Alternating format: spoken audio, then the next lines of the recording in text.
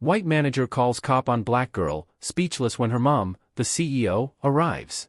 The words sliced through the mall food court like a bullet. Get your hands off my daughter. The voice cracked like lightning. Clear. Cold. Commanding. But the officer didn't move. His grip stayed tight around the girl's wrist, pinning her half to the table, eyes wide as the tray of fries she'd been eating hit the ground. The white manager stood to the side, lips pressed in a flat, stubborn line, arms crossed. Some people stared. Others reached for their phones. Most just kept eating, pretending not to see. Ma'am, I need you to calm down. That's my child. You don't touch her like that. What's your badge number? The woman didn't raise her voice. She didn't need to. Ma'am, she was reported for loitering and she was waiting for me. In a business I own. The cop blinked. What? The manager paled. You don't recognize me? The woman asked, stepping forward now, slow and steady like a lioness stalking prey. Her heels clicked like gunshots. Her silk blouse still had a tiny espresso stain from the morning. Her eyes didn't blink. You work for me. Or at least, you did.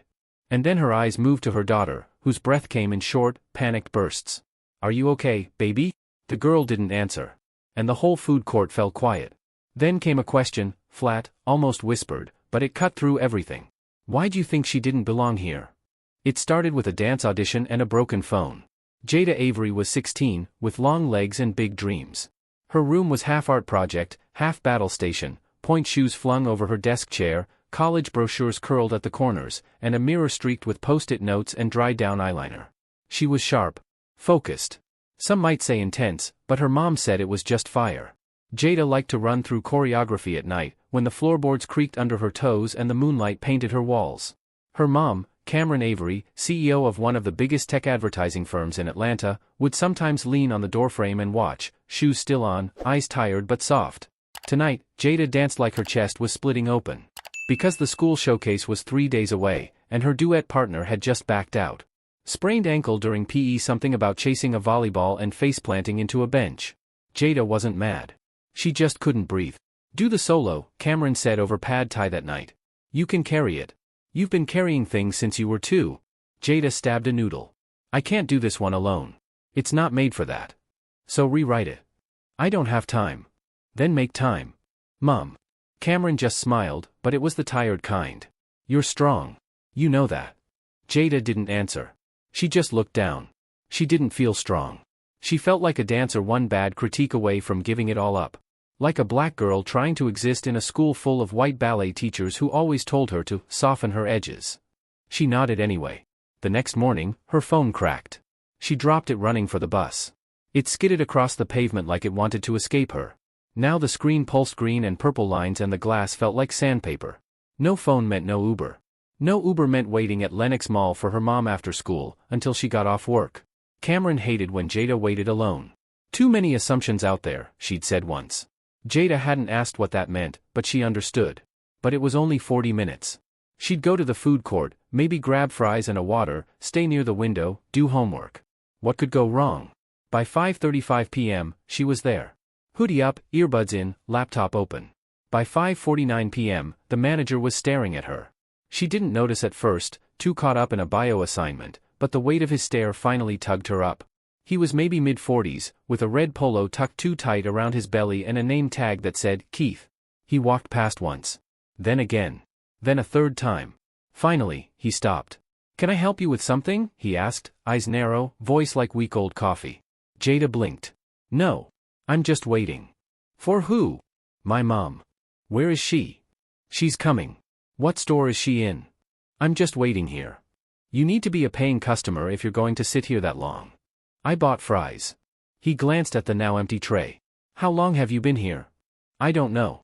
20 minutes? That's long enough. He walked off. She thought that was the end of it. Until the cop showed up.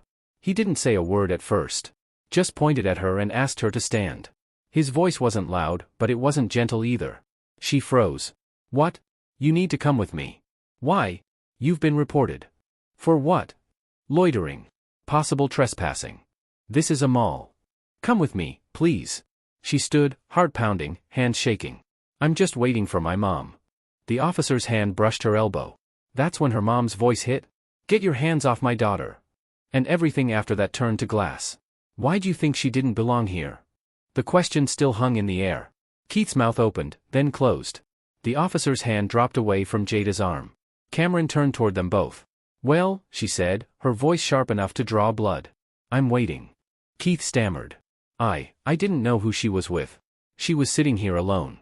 For a long time. Is that a crime?" Cameron's voice had cooled, but only just. She stood between her daughter and the manager now, eyes steady, stance wide. "Since when is being alone while black suspicious in your food court?" "I didn't say that." "No, you didn't. But we both know what you meant." The cop shifted uncomfortably.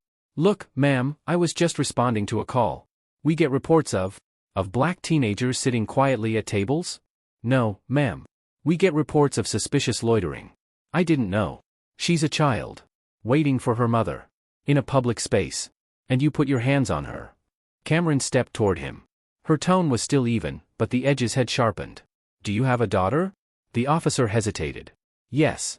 "Then imagine watching someone twice her size grab her arm like that. How would you feel?" He said nothing. People were watching now.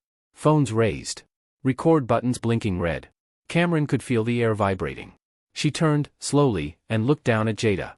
Her daughter's face was pale under her brown skin. Her hoodie had fallen down one shoulder, her hands still trembled near her chest. And her eyes, those clear, amber-ringed eyes, looked like they were a million miles away. Cameron touched her arm gently. "You okay?" Jada nodded, barely. But she wasn't.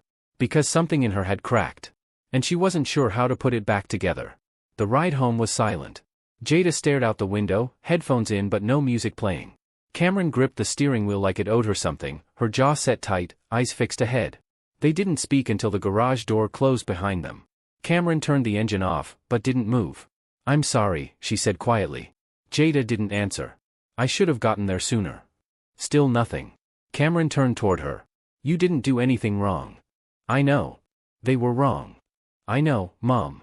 It came out louder than she meant it to, and she instantly hated herself for it. But Cameron didn't flinch. "Okay," her mother said softly. "Okay."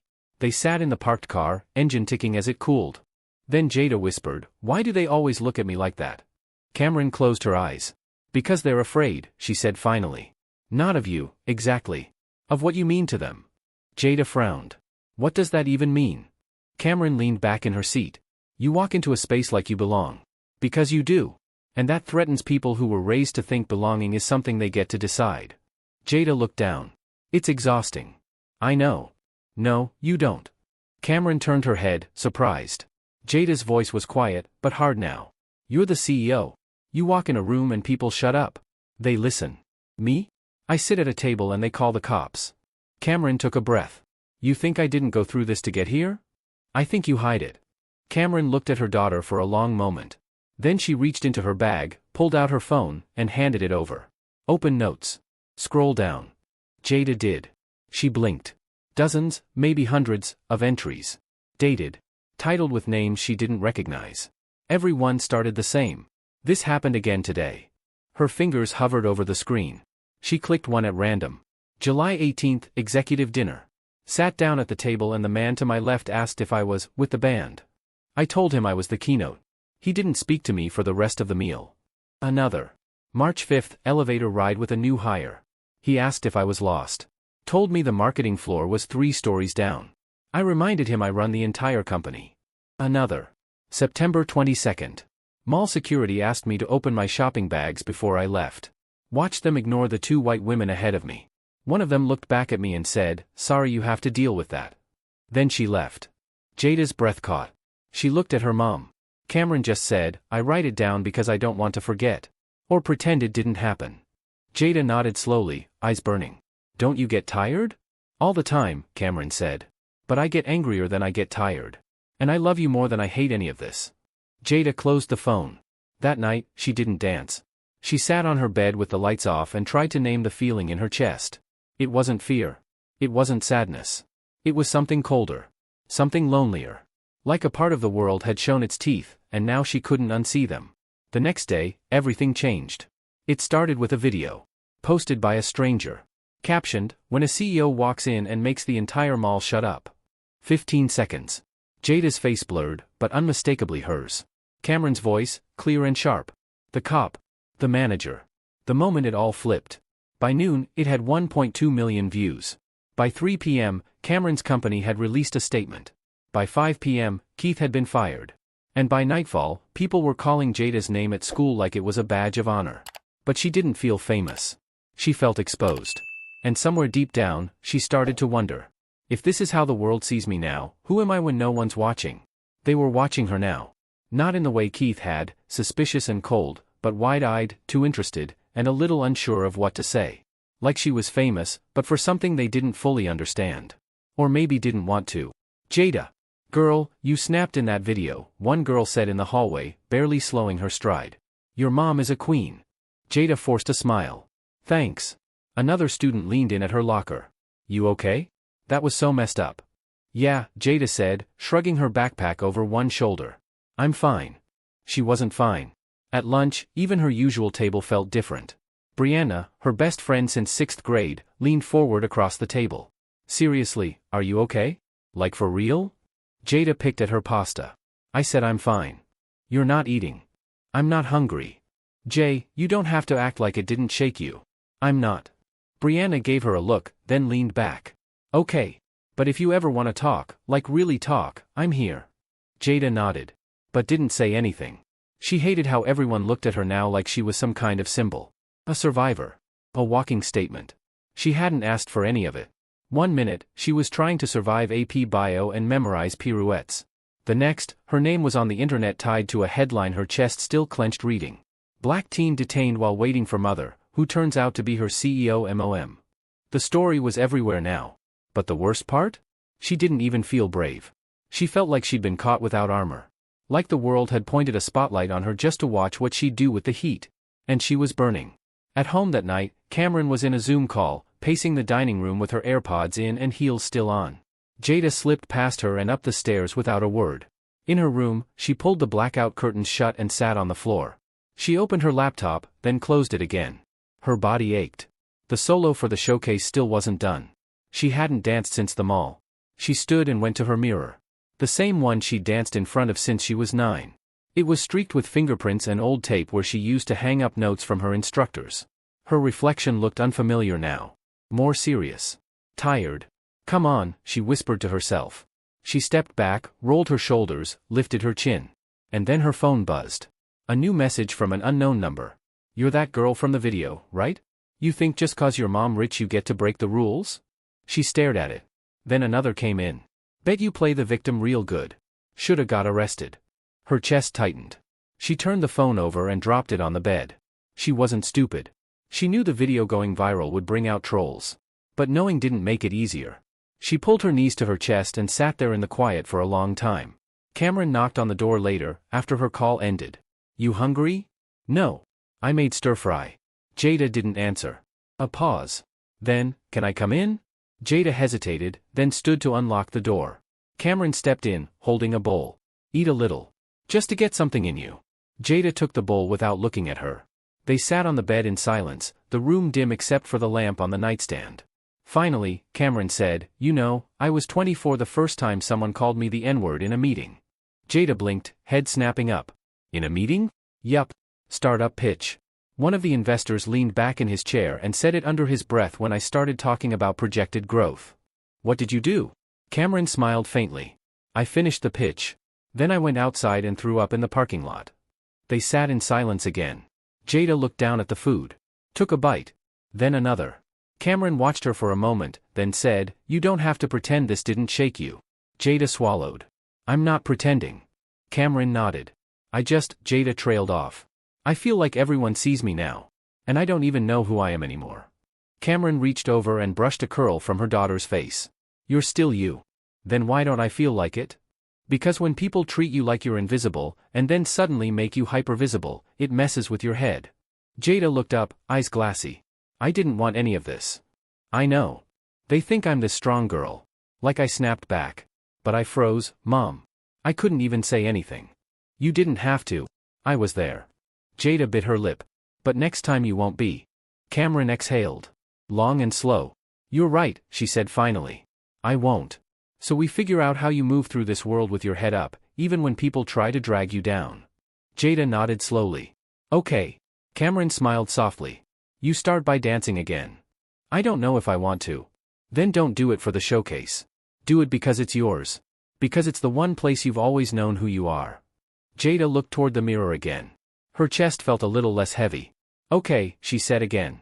Quieter. Cameron stood. Kissed her on the head. I love you. Love you too. That night, Jada stood in front of the mirror barefoot, headphones on, hair tied back. She didn't rehearse the routine. She just let her body move. The song wasn't even choreographed, it was something she used to listen to in middle school, back when dancing felt like breathing. She swayed, bent, turned slowly, arms lifting on instinct. It wasn't perfect. But it was hers. And as she moved, she didn't think about them all. Or the manager. Or the cops. Or the tweets. She thought about herself. About being a girl who was still here, still moving, still claiming space. And for the first time in days, she felt something close to free. Until she opened her eyes, and saw something taped to her door. A folded piece of paper. No name. Just one sentence written in thick black ink. Watch your back. Privilege don't last forever. Jada stared at it, heart pounding. And just like that, the fear returned. Jada didn't sleep that night. She lay in bed with the lights off and the note on her nightstand, as if putting it farther away would shrink its weight. Her eyes kept drifting toward it. The handwriting wasn't familiar. The letters were sharp, rushed, a little angry. She'd shown it to her mom right after she found it. Cameron had read it once, her expression unreadable, then folded it slowly and placed it in a drawer. We'll handle this, she'd said. But don't let it live in your head. Not tonight. Easy to say. Jada had replayed every second in her mind since, who might have left it, how they got in, if someone from school had followed her, if they were watching now. She knew the cameras by the front door worked. Her mom was meticulous about security. She'd probably already reviewed the footage twice. But it didn't change how Jada felt. Exposed. Not just to the world, but in her own house. Her space wasn't hers anymore. Not really. By morning, she was hollow from lack of sleep but didn't want to miss school. Staying home would feel like hiding. Cameron didn't argue, but the air between them was tense. You want me to drive you? She asked at breakfast, pouring coffee she wouldn't drink. I'll take the bus. Jada. I'm fine. Cameron's jaw tightened, but she nodded. Call me if anything feels off. Jada nodded once and left. The bus was louder than usual, but she barely heard it. She kept her hood up, gaze out the window, fingers picking at the threads on her sleeve. By the time she got to school, it felt like everyone already knew. Maybe not about the note, but about something. People were whispering again. More than before. She pushed through it, kept her steps steady, but when she passed Mr. Tran's history room, she caught something that made her stop. Like she's some kind of hero. But if any of us did that, we'd be grounded till graduation. A pause. Then laughter. Nervous, low. Whatever. Her mom's just rich. That's the only reason anybody cares. Jada kept walking. Faster. She didn't speak until third period, when Brianna pulled her aside between classes. What's going on? Brianna asked. You look like you haven't slept. I'm good. Liar. Jada hesitated. Looked down. Then said, someone left a note at my house. Brianna froze. What kind of note? Like, a threat. Brianna's eyes widened. Have you told anyone? My mom's on it. Jesus. Do you think it's someone from school? Jada didn't answer. She didn't have to. Brianna touched her arm. You want me to come over later? We can work on your solo. Or not talk. Whatever you want. Jada almost said yes. But then she remembered the note. The feeling of being watched. No. I'm good.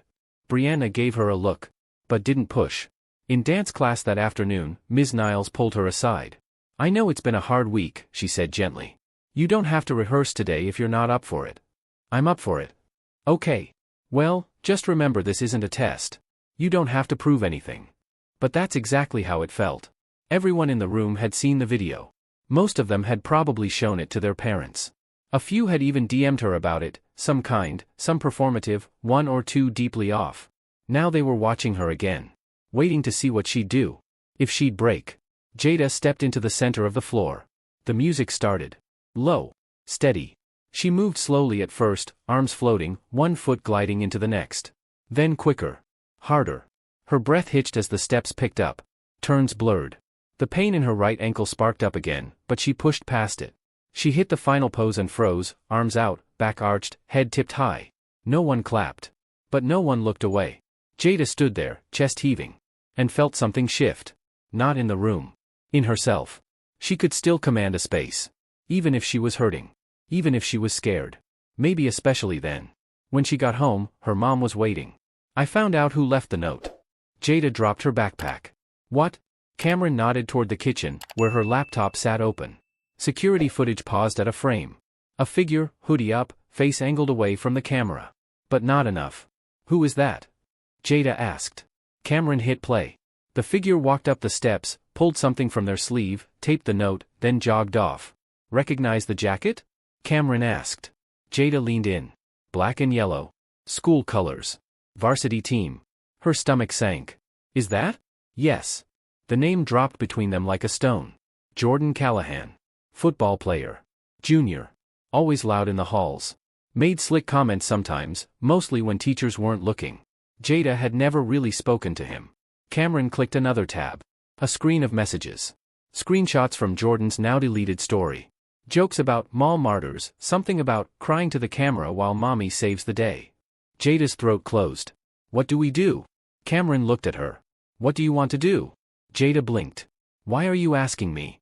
Because you're the one who was targeted. This doesn't move unless you want it to. Jada stared at the screen again. Part of her wanted to forget. Let it go. Walk away. But another part, the part that hadn't danced in days, the part that stood frozen under the cop's hand, the part that was finally beginning to move again, was done shrinking. I want them to know, she said quietly. I want people to know this is what happens. Even after the cameras stop rolling. Cameron nodded. Then we say something. That night, Jada wrote a post. No hashtags. No filters. Just her truth. People think going viral makes you powerful. What they don't see is what comes after. The silence. The threats. The kids in your own school who decide to punish you for existing too loudly. I didn't ask to be a story. I was just a girl waiting for her mom. But now I am a story. And if I have to be, I'm going to tell it right. She hit post. Her heart pounded. Within 10 minutes, her phone buzzed nonstop. Messages. Shares. Support. But the last notification wasn't from a stranger. It was a DM from Jordan himself. No text. Just a photo of her house. And the message. Careful what you start. Jada stared at it. And for the first time, she felt less afraid, and more ready. Jada didn't flinch. Not this time. She stared at the message. At the photo of her house, taken from the street, just far enough to be legal, just close enough to make her skin crawl. But she didn't panic. She walked downstairs, calm, steady, phone in hand. Cameron was on the couch, laptop open, reading something. She looked up, saw her daughter's face, and closed it immediately. What happened? Jada held up the phone. Cameron took it, eyes narrowing as she read the message. Her lips pressed into a line, her jaw flexed once, but her voice stayed even. Okay. We're done playing. She stood up and disappeared into her office. Jada sat on the couch and waited. She knew that tone. When her mom used that voice in meetings, people lost jobs. Partnerships ended. Deals dissolved. 15 minutes later, Cameron returned. She had already called their lawyer. The police would be contacted officially. Jordan's school record would be flagged. And security around their house, already tight, was being upgraded to include 24/7 surveillance and remote perimeter alerts. Jada didn't say much. She didn't need to. The silence between them was a new kind of quiet. Not tension. Not fear. Readiness. Still, later that night, she locked her window for the first time in months. The next morning, she woke up to chaos. Her post had gone viral overnight. Again. But this time, the tone was different. People were angry. Not performative outrage angry. Not retweet and move on angry. They were naming names. Someone had leaked Jordan's old posts. Screenshots.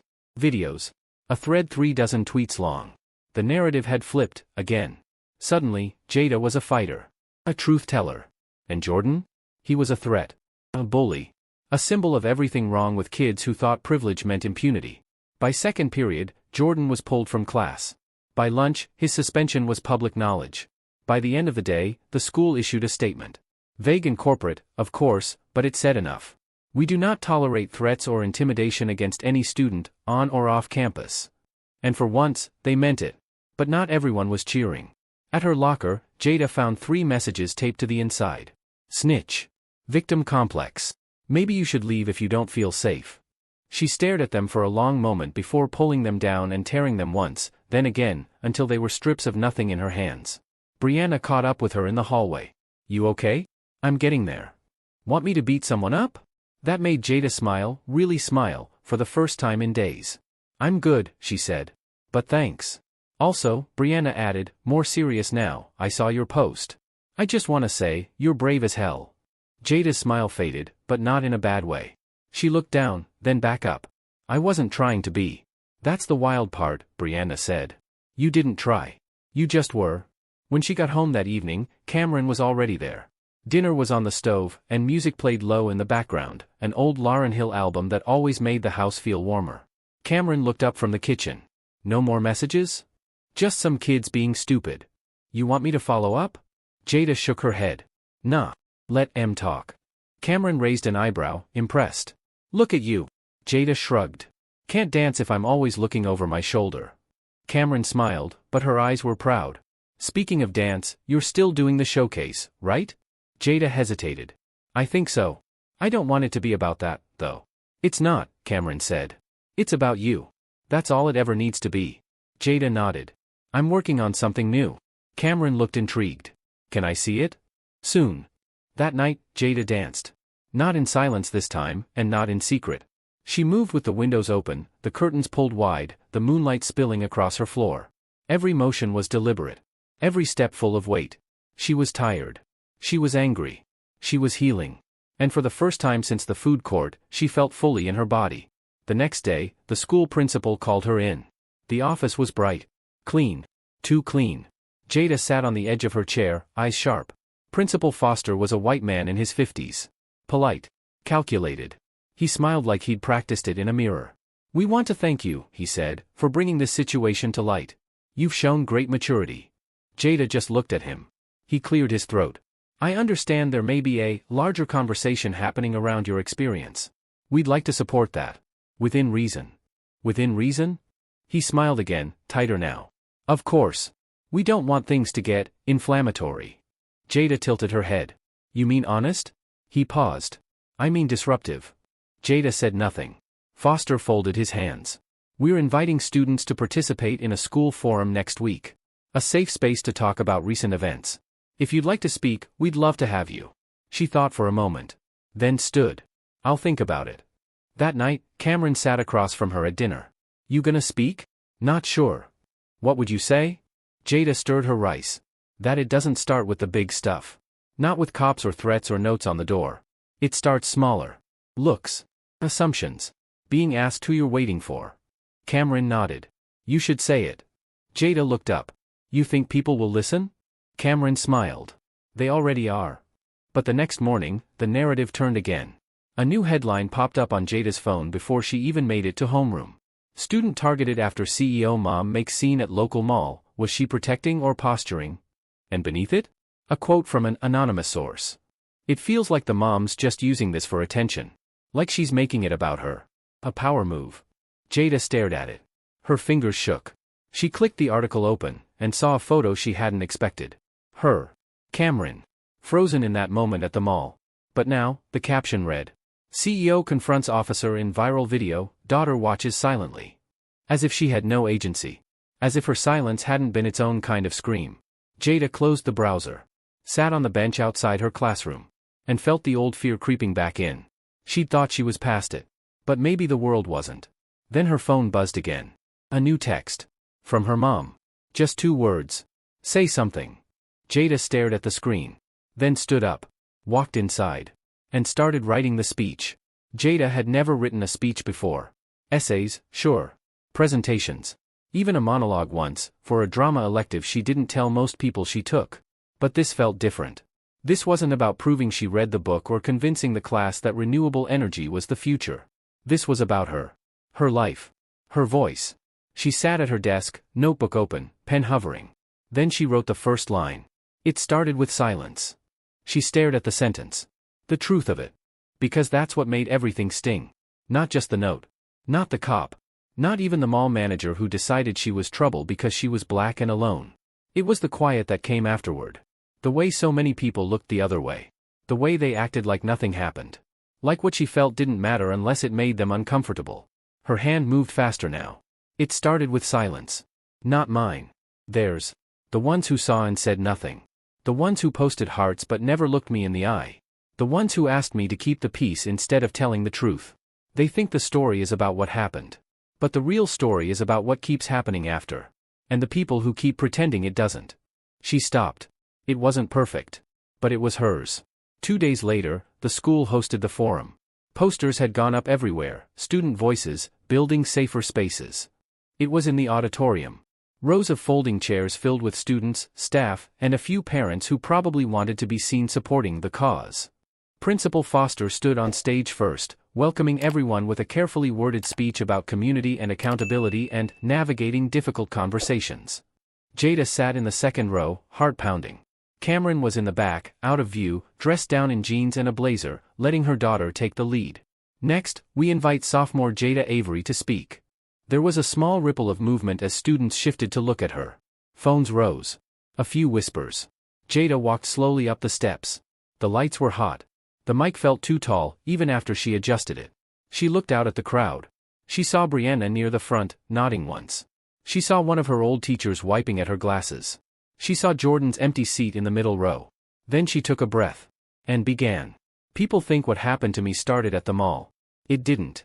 It started the first time a teacher told me I was being too loud when I wasn't. It started the first time someone told me I spoke too well for where I lived.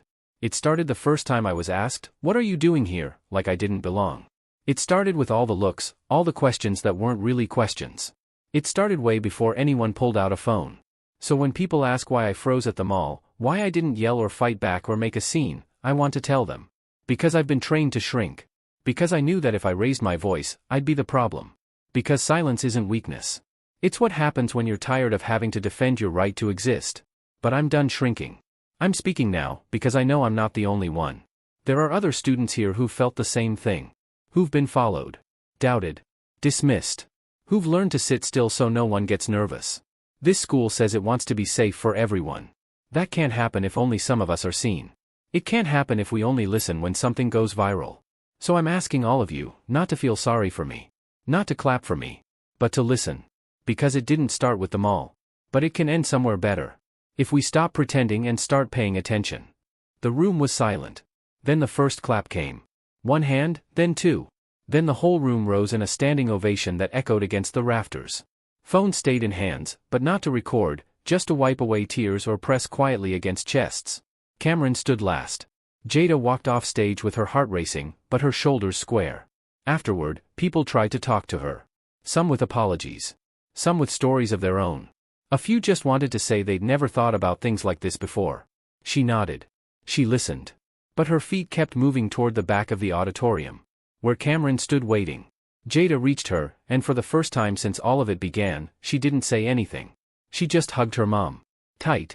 Cameron wrapped her arms around her and whispered, "You didn't speak. You commanded." Jada didn't cry. But her throat closed, and she let the silence say what it needed to. Later that night, they sat together on the couch again, lights low, music humming from the speakers. Cameron held her laptop, scrolling through the dozens of emails she'd gotten that day, some from local officials, others from parents, and even one from a national news anchor asking to interview them both. She looked at Jada. "What do you want to do?" Jada thought for a long moment. Then said, "I want to dance." "Even if people talk?" "They already do." Cameron smiled. "Then let them talk." The next morning, Jada walked into dance class early. She plugged in her speaker, rolled out her shoulders, and stepped into the center of the floor. She didn't wait for the music. She didn't wait for permission. She just danced. And for once, the world didn't feel too big. It felt like it fit her just right. Until the studio door creaked open behind her. She turned, breath catching. It wasn't a teacher. It was a student she didn't recognize. A girl from another grade. Maybe a freshman. Small frame. Big eyes. The girl stepped in, clutching her backpack to her chest. "Hi," she said, almost too quiet to hear. "Can I talk to you?" Jada nodded. The girl looked down, then back up. "They did it to me too," she whispered. And just like that, the story wasn't just hers anymore. Jada stood frozen in the middle of the dance floor. The room was quiet except for the soft whir of the HVAC overhead. The freshman girl's voice lingered in the air like a ghost. "They did it to me too." She didn't cry. She didn't look angry. She just looked tired. Jada took a step forward. "What happened?" The girl's hands clutched the straps of her backpack tighter. "It was 2 months ago. I was in the library. I guess they thought I was skipping class or something. I wasn't. I was just there. Her voice dropped even lower. The security guard told me I needed a pass, but no one else had one. Just me. Jada's stomach tightened. They made me empty my bag. Right there. In front of everybody. The girl's cheeks flushed. I didn't tell anyone, she said. I thought maybe I did look suspicious. I mean, I was wearing a hoodie, and I guess I was sitting weird. Anne. No, Jada said, gently but firm. You don't have to explain yourself. The girl nodded slowly. Her eyes didn't leave the floor. I saw your speech.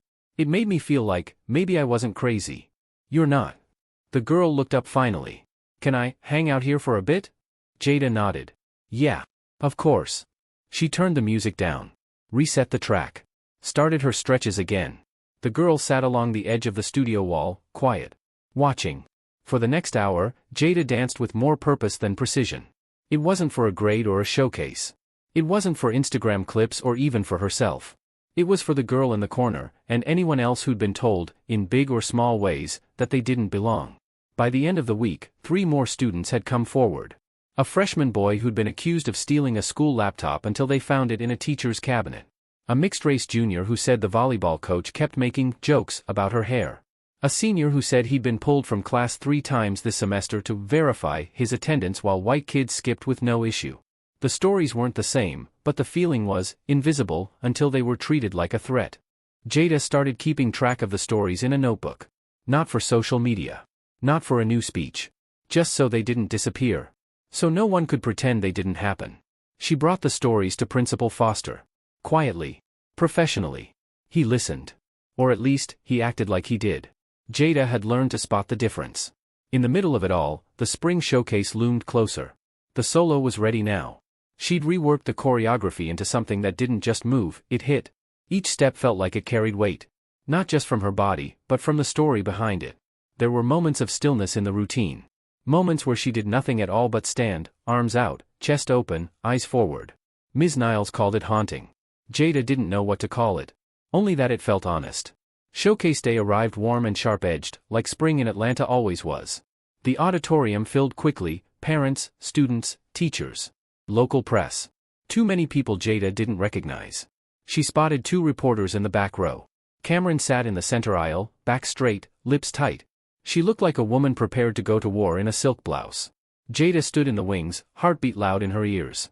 Ms. Niles touched her shoulder. You ready? Jada nodded. Yeah. I think so.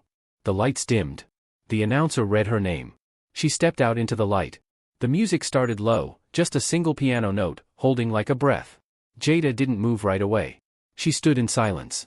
And for the first 5 seconds, the only sound in the auditorium was someone's nervous cough and the faint buzz of stage lights. Then, she moved. Not fast. Not flashy. Each movement pulled from her chest like it had been trapped there too long. She bent low, arms sweeping the stage. Rose to her toes. Turned once, slow and hard, landing on the beat like a crash. Every gesture was deliberate. Every pause was loaded. She leapt high near the end, a single beat of defiance, then landed in a crouch, head down, arms wrapped tight. Silence. Then a final rise. Just her standing, tall, eyes open. Looking. Not asking. Telling. When the music faded, there was no applause at first. Just stillness. Then someone clapped. Then another. Then the whole room exploded. Cameron stood first. And this time, Jada let herself cry. Not from fear. From release. Backstage, Ms. Niles hugged her tight. That wasn't a performance, she said. That was testimony. Jada wiped her eyes, laughing. I thought I was gonna throw up before going out there. Greatness always starts with nausea. Cameron came backstage a moment later, waving off a teacher who tried to stop her. She opened her arms, and Jada walked right into them. I saw all of it, Cameron whispered. Jada didn't say anything. She didn't need to. The next morning, the school's email blast featured a photo of Jada mid-leap with the headline, Avery Solo leaves audience breathless. But that wasn't the moment that mattered most. The moment came a day later, in the lunchroom, when a senior boy, a football player, no less, stood up from his table and walked over to Jada's. He didn't say much. Just looked her in the eye and said, "Thank you." Then walked away. She didn't even know his name. But it landed. Because little things like that? They were how change started. Quiet. Real. That afternoon, Principal Foster called her into his office again. He didn't smile this time. Instead, he gestured to a chair. I heard you're keeping a list. Jada didn't answer. He continued, I want you to know we're reviewing the situations you've brought to us. Quietly. But thoroughly. Quietly, she echoed. We don't want to cause unnecessary panic.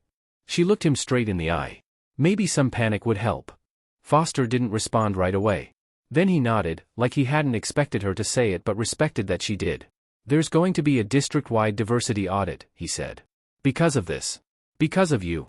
Jada's pulse quickened. Good. And a panel next month, he added. Student-led. About bias, about identity, about how we move forward. I'd like you to be on it. She thought about it for a second. Then said, only if we talk about everything. Not just the parts people find comfortable. Foster's mouth twitched. A hint of a smile. Deal. Later that week, Jada found the girl from the dance studio again. They sat together on the bleachers after school, eating fruit snacks and talking about nothing. At one point, the girl looked up and said, Do you think it's ever going to stop? Jada didn't answer right away. Then she said, I don't know. But I think we're finally making it harder for them to pretend it's not happening. The girl nodded. Is that enough? She asked. Jada peeled open another fruit snack. No, she said. But it's a start. And this time, when silence came between them, it wasn't heavy. It felt like space being cleared for something new. Spring gave way to sticky Atlanta heat, and with it came the end-of-year rush, final exams, senior pranks, goodbye yearbooks. But for Jada, everything had changed. Not all at once. And not with fireworks. But the way people moved around her was different now. Some gave her a wide berth. Others went out of their way to speak to her. A few tried to act like nothing had ever happened, like she hadn't stood up in front of the whole school and forced them to look. And then there were the ones who watched her too closely, waiting for her to slip, to say something too sharp, to prove that their discomfort was justified. She noticed them. But she didn't shrink. She didn't have it in her anymore. The panel happened in early May. It was held in the gym, rows of chairs set up like a press conference. At first, it felt like one of those mandatory school events where kids tuned out and teachers nodded off. But then Jada spoke. And suddenly, people listened again. The panel had 5 students, Black, Latino, Asian, white, all with stories, all with moments of being overlooked, misunderstood, or outright silenced. Jada wasn't the loudest voice on stage, but she didn't need to be. She waited for her moment. And when it came, she leaned in. People keep asking me if I feel powerful now, she said. Because I went viral. Because I spoke up. Because my mom's the CEO and everything worked out. But here's the truth, I don't feel powerful. I feel watched. I feel like if I mess up once, the same people who cheered for me will turn. A pause. No one moved. I think we talk about racism like it's always loud. Obvious. But most of the time, it's not. It's someone deciding you don't belong without saying it out loud. It's being called aggressive when you're just being clear. It's people telling you to calm down when they're the ones that got scared because you didn't shrink fast enough. She sat back. That was all she said. The silence afterward was thick. Real. She didn't smile. She didn't try to soften it. She let it land. After the panel, a teacher stopped her in the hallway. Mr. Hollis. Old, kind, but the type to say, I don't see color, like it was wisdom. You spoke with such grace, he said. I just hope you know, not everyone sees you that way. As a threat, I mean. Jada blinked. I didn't say I was seen as a threat, she replied. I said I wasn't seen at all, until they decided I was.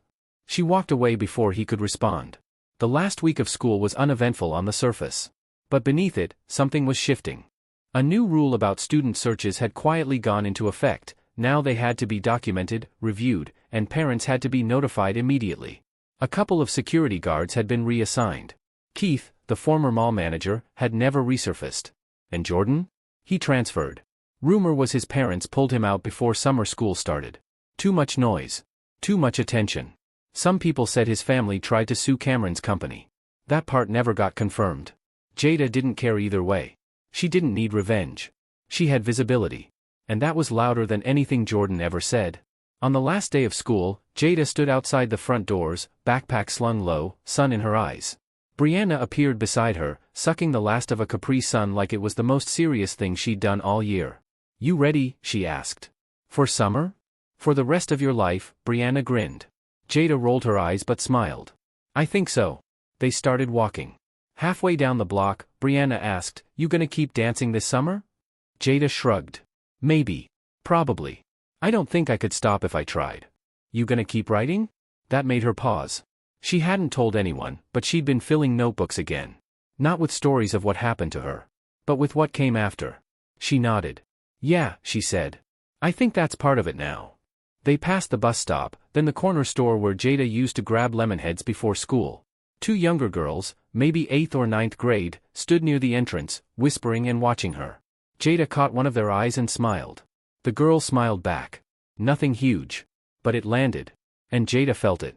That night, back home, she sat on the porch with Cameron, sipping cold tea, the air still thick with heat. You did good this year, Cameron said. Jada smirked.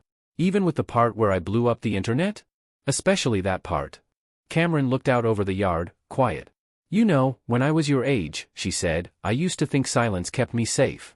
Jada nodded. Me too. Cameron glanced over. What do you think now? Jada thought for a second. Then, I think silence protects them. Not us. Cameron raised her glass. To making noise, then. Jada tapped her glass against her mom's. To making noise.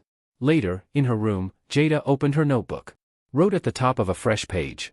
They watched me break. They watched me rise. Now they don't get to look away. And beneath it, for no one but herself.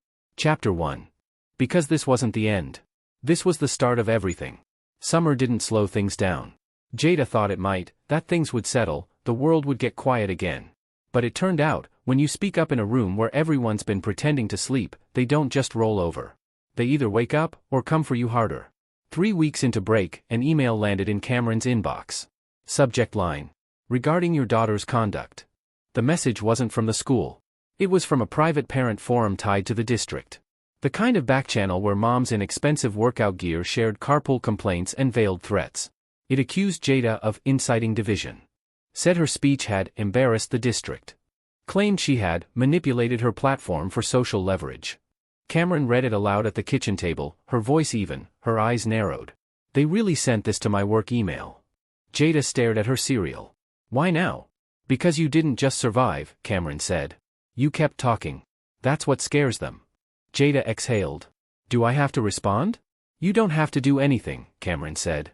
But we can if you want. Jada didn't answer right away. She just pushed her cereal aside and walked out to the porch. The morning was already hot. Cicadas screamed from the trees. Everything felt loud and sticky. She sat on the steps and pulled her knees up. She thought about the girl in the studio. The ones who had DM'd her. The boy who thanked her in the cafeteria. If she went quiet now, what message would that send them? A few minutes later, Cameron joined her with a glass of cold water. Want me to write something for you? She asked. Jada shook her head. No. I'll do it. Cameron nodded. I figured. The response went up on Jada's social page 2 hours later. Asterisk, if my story makes you uncomfortable, ask yourself why. I didn't make anything up. I didn't shout or curse or threaten. I told the truth. And if that truth embarrasses you, then you were never proud of us in the first place. Asterisk. She didn't check the comments. She didn't have to. The message wasn't for them. It was for her. Later that week, she got a call from Ms. Niles. There's a summer intensive opening up, she said. One of my old colleagues runs it. It's not flashy, just real work. Real movement. It's mostly juniors and seniors. But I think you're ready. Jada blinked. Where? Brooklyn. Her breath hitched. Like? New York, Brooklyn? Ms. Niles laughed. There's only one. You'd need to leave next week. It's 3 weeks. Housing's covered. If you want it, I can make the call. Jada didn't speak. She just looked at her calendar. Blank. Open. Then she whispered, yeah. I want it. That night, Cameron sat down at the foot of Jada's bed. You sure about this? Jada nodded. I need space. I need to move without eyes on me. Cameron smiled. I get it. Just, don't forget who you are when the silence comes back. I won't. Cameron leaned in, kissed her forehead. And for the first time in a long time, Jada felt something she hadn't felt since before the mall. Excited. Brooklyn was noisy, hot, alive. The dance intensive was nothing like she expected, gritty, raw, all hardwood floors and blaring music and instructors who didn't care who your parents were or what school you came from. Only how you moved. Only what you left on the floor. Jada didn't say much that first week. She let her body speak for her. She worked harder than she ever had. Bled through her socks. Slept like she'd never slept before. By the end of the second week, one of the instructors pulled her aside. You dance like you're carrying something. Jada shrugged. I am. He looked at her for a long moment. Don't lose that. Just make sure you know when to put it down. On the last night of the program, they held a final performance. No costumes. No stage. Just a gym with folding chairs and sweaty kids breathing through the last of their routines. Jada performed her solo again. The one from the showcase. But this time, she didn't just dance it. She lived it. And when the music faded, there was no applause. Just a moment where everyone sat frozen, like the floor had dropped beneath them. Then, standing ovation. Not for the story. For the strength. For the truth. She flew home 2 days later, her duffel bag stuffed with sweat-drenched clothes and a head full of new ideas. Cameron met her at the airport with a sign that said, "Welcome back, world changer," in glitter pen. Jada laughed. "God, you're such a mom." "Guilty," Cameron grinned. "But you are changing the world." Jada looked down at the floor. Then up at her mom. "Yeah," she said. "I think maybe I am." That night, before bed, she opened her notebook again. She flipped past all the stories. Stopped on the last blank page. And wrote, "I used to think being seen was the goal. But now I know, being known is what matters. And I don't need everyone to know me. Just the right people. The ones who stay when the lights go out." She signed it. Not as a victim. Not as a headline. But as Jada. And this time, she didn't need to add, Chapter 2. She was already living it. It was late July when the invitation came. An envelope. Heavy. Cream-colored. Gold-embossed lettering. Jada thought it was a mistake at first. Or maybe something meant for Cameron. Until she saw her name. Ms. Jada Avery. Keynote Youth Speaker, National Education Equity Summit. Washington, D.C. She read it 3 times before walking it into the kitchen and dropping it in front of her mom. Cameron scanned it, eyebrows rising. "You applied for this?" "No," Jada said. "I didn't even know it existed." Cameron looked up slowly. "That's the thing about being visible," she said. "People start to watch. Some for the wrong reasons. But some for the right ones." Jada stared at the envelope again. "They want me to speak. Like, on stage." Cameron smiled. "You've done it before. Not for a room full of policy people. Adults. Government officials. Educators. You've already done what half of them haven't, told the truth in public." Jada didn't respond. She just looked at the name again. Her name. On something official. Something national. She had been a trending clip on TikTok once. Now they wanted her to write her name into the story, on her own terms. "I don't even know what I'd say," she murmured. Cameron leaned forward. "You don't have to decide tonight. But you should think about it." Jada nodded. That night, she couldn't sleep. She sat on the floor of her room with her notebook open, trying to write something that sounded smart, impactful, polished. But everything she wrote felt fake. So she flipped the page. Started fresh. And wrote something true. This isn't about policy. It's about people. And people don't change because of data. They change because they feel something. So let me tell you what it feels like to be 14 and feared. 16 and silenced. 17 and suddenly inspiring, just because I didn't die from it. She stopped there. She didn't cross it out. She didn't clean it up. It was raw.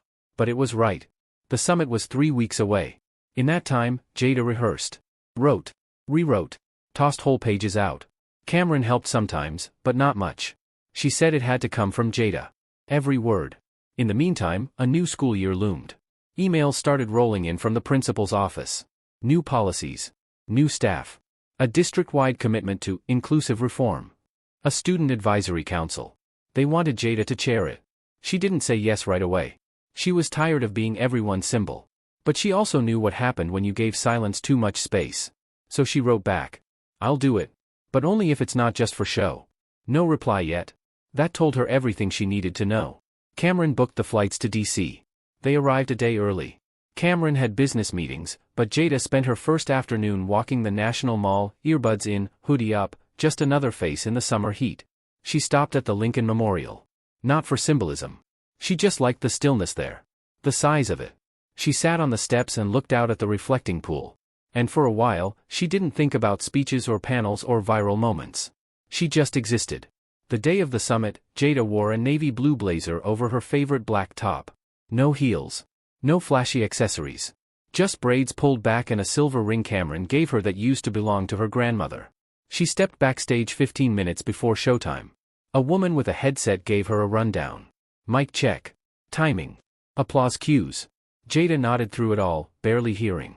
When they called her name, she stepped into the lights. And the lights didn't blind her this time. Her speech didn't open with statistics. It didn't name-drop famous scholars or quote legislation.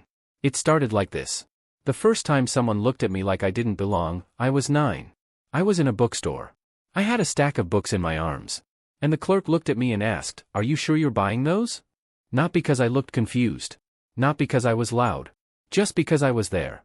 She didn't cry. She didn't shake. She told them what it was like to grow up always preparing for the moment when someone would call her a problem. To try and live quiet enough not to be noticed, but visible enough to not be accused of hiding. She told them about the mall. The cop. The silence. The moment her mother stepped in and made the whole room freeze. She said. People called it a power move. But it wasn't power. It was protection. And every black kid I know needs that kind of protection, not just at home. But in school. In malls. In libraries. In classrooms. We don't want special treatment. We want safety that doesn't depend on who our parents are. She paused there. Let it sit. Then she looked them in the eyes and said, "Don't thank me for being brave. Be brave yourselves. Change the damn rules." The room erupted. But that wasn't what stuck with her. It was what happened afterward. A teacher from Minnesota came up to her in tears. A student from Detroit slipped her a folded note that just said, "You said what I've been screaming in my head for years." A woman in a government badge pulled her aside. "How old are you?" 17. The woman shook her head. "God help the world when you turn 20. Jada just smiled. "They're gonna need it." That night, back in the hotel, Cameron ordered takeout and let Jada sit on the balcony alone. Jada watched the city buzz below. She opened her notebook. Started to write again. Not a speech. Not a story. Just something simple. This time, I wasn't scared. This time, I wasn't quiet. And they listened. Not because I was loud. But because I didn't flinch. She closed the book. And for the first time in a long time, she felt like the world was finally catching up to her. And she wasn't going to wait for it anymore. The first day of senior year came hot and bright. The air outside buzzed with the kind of energy only late August brings in Atlanta, heat clinging to your skin, everything louder than it needs to be. Jada stood in front of her mirror, adjusting her collar, staring at herself like she was a question she hadn't answered yet. She didn't feel nervous. Just different. She'd spent the past few months doing more than anyone expected. And now, people looked at her like she had answers to things they hadn't even figured out how to ask. She didn't know if she liked it. Cameron peeked in the doorway. "You ready?" Jada nodded. "Yeah. Want a ride?" "I'll walk." Cameron smiled. Still got that CEO energy. Jada rolled her eyes, but her lips curved up. "I learned from the best." School felt the same. Same linoleum floors, same old vending machines humming like they might explode. Same clumps of students in the halls, too cool or too loud or too tired. But the way they looked at her now, that was different. Some nodded like they knew her. Some avoided eye contact altogether. A few asked for selfies like she was a celebrity. She ignored most of it. She didn't need the noise. But when she stepped into the new Student Equity Council meeting that afternoon, she didn't just sit at the table. She took the seat at the head. Principal Foster was there, hovering near the wall like he wanted to be included without admitting he wasn't. "Thank you all for being here," he said. "Jada, I'll let you take it from here." She stood up, eyes scanning the faces of the other students, some familiar, some new, all watching her closely. "I'm not here to make this look good for the school website," she began. "This isn't decoration. It's work. And it starts with hearing the things most people pretend not to." She paused. "So if you're here to be comfortable, this probably isn't the room for you." No one left. Good. She sat down and opened her notebook. Later that week, she was walking past the library when she saw the freshman girl from before, Jasmine, sitting alone, earbuds in, sketchbook in her lap. Jada hadn't seen her all summer. She walked over. "You still drawing?" Jasmine looked up, surprised. "Yeah. Kinda." Jada sat beside her. "What are you working on?" The girl turned the sketchbook around. It was a charcoal drawing. Of Jada. Not smiling. Not performing. Just standing. Arms crossed. Chin high. Behind her, sketched lightly in the background, were other faces. Students. Blurred but present. As if they were stepping forward, following her. Jada stared at it, speechless. Jasmine's voice was quiet. "I call it permission." Jada swallowed hard. "That's beautiful," she said. Jasmine shrugged. "It's just how you made me feel." Jada looked at the drawing again. And for the first time, she saw herself not as a girl caught in a moment, but as someone creating them for others. Weeks passed. The Equity Council gained momentum. Policies got reviewed. Student complaints were finally being tracked instead of buried. One day, Principal Foster stopped Jada in the hallway. You know, he said, you've changed the tone of this whole school. Jada raised an eyebrow. That's not what I set out to do. Still, he said. It's impressive. She gave him a half-smile. Changing tone isn't the same as changing structure. He nodded, not quite meeting her eyes. He knew she was right. By mid-October, a girl at a neighboring high school posted a video. She'd been stopped 3 times in 1 week by security guards. She said her school felt more like a checkpoint than a campus. She tagged Jada in the post. Jada didn't repost it. Didn't quote it. Didn't write a thread. She DM'd the girl. Said, I believe you. Want to talk? And she did. A week later, they spoke on a live stream, just 2 girls telling the truth, naming what too many people wanted to leave unsaid. More videos followed. More stories. The quiet was breaking, one voice at a time. One night, Jada lay in bed, phone on her chest, eyes closed. Cameron knocked and stepped in. I saw the video, she said. The live stream. Jada opened her eyes. Yeah? You were calm. Clear. Real. Jada blinked at the ceiling. You think it's too much? Cameron sat beside her. What? This whole thing. People keep tagging me in everything now. Like I'm the voice for all of it. Cameron was quiet for a moment. Then said, you're not responsible for everyone. Just yourself. And how you show up. Jada nodded. I know. But, Cameron added, you are a mirror. And some people are seeing themselves clearly for the first time. Jada turned toward her. That's scary. Yeah, Cameron said. But it's also how change happens. Jada opened her notebook later that night. Wrote, I'm not trying to lead. I'm just trying to be honest long enough that someone else doesn't have to be the first.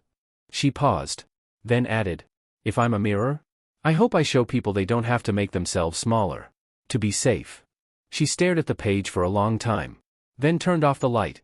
And let the silence, for once, feel like peace. Winter came fast.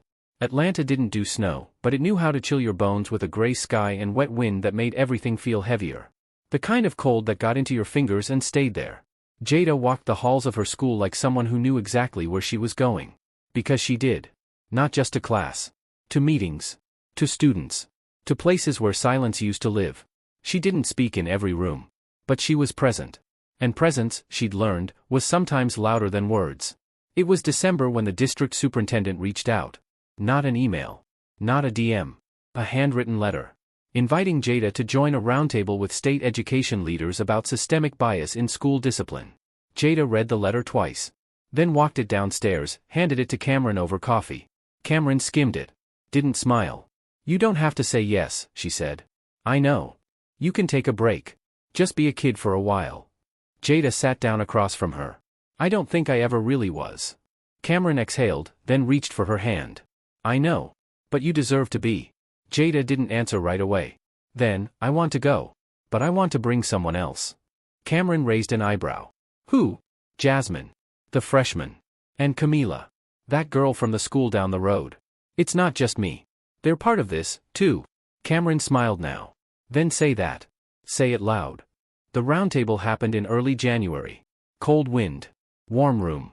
6 long tables arranged in a circle, filled with policymakers, educators, and 3 high school girls who were the only ones not in suits. Jada didn't wear a blazer. She wore a sweatshirt with the word enough stitched across the front in white block letters. She didn't open with data. She opened with a list. A real one. These are the names of students who came to me after I spoke up. Names you'll never know. Faces you'll never see. Stories you'll never hear. Because they didn't feel safe telling anyone but me. She read every one. First names only. She didn't tell their stories. Just said, they trusted me because I listened. Now it's your turn. Jasmine read next. Camila followed. By the end, the room was dead quiet. Not tense. Not uncomfortable. Just finally, listening. After the roundtable, a woman from the Department of Education stopped Jada in the hallway. You're going to do something big, she said. Jada shrugged. I already am. The woman laughed. You ever think about politics? Jada smiled, but it didn't reach her eyes. Every time I get silenced, yeah. Back home, things stayed busy. But different. She wasn't chasing attention. She wasn't reacting anymore. She was building. A blog, started quietly, where students could submit their own stories anonymously. It spread fast, Atlanta, then beyond. Jada never put her name on it. She didn't need to. She wanted the stories to live on their own. On a rainy Tuesday, she stood outside the school office with Jasmine. The girl had been pulled into a meeting about a dress code violation that clearly wasn't a violation at all. I don't know why they keep picking at me, Jasmine whispered. It's like they want me to explode. Jada touched her shoulder. They want you to feel small. But they're the ones shrinking. Jasmine looked up. Do you think it'll ever stop? Jada didn't lie. Not soon. But it's already slower than it used to be. One afternoon, Jada got home to find Cameron on the couch, laptop closed, mug in hand. She looked up. You ever wonder what it'd be like if none of it happened? Jada dropped her bag. All the time. And? Jada thought for a moment. I'd be dancing. Quietly. For myself. Cameron smiled. You still can. Jada nodded. I do. But it means something different now. What does it mean? Jada looked at her mom, the woman who once made a mall freeze with just a sentence. It means I survived, she said. But more than that, I stayed. The story didn't end with headlines. Or a scholarship. Or a perfectly edited viral speech. It ended with her walking into a classroom full of freshmen she didn't know, and one of them pulling out a notebook that looked just like hers. It ended with her standing in the wings of the winter showcase, not to perform, but to coach a younger dancer through the same steps she once stumbled through alone. It ended with her sitting on the porch in the early spring air, pen in hand, writing. I am not the moment. I am not the memory. I am the reminder. That when someone tries to erase you, you don't disappear. You draw the line deeper. She closed the notebook, leaned back, and let the quiet come. This time, it didn't feel like fear. It felt like peace earned.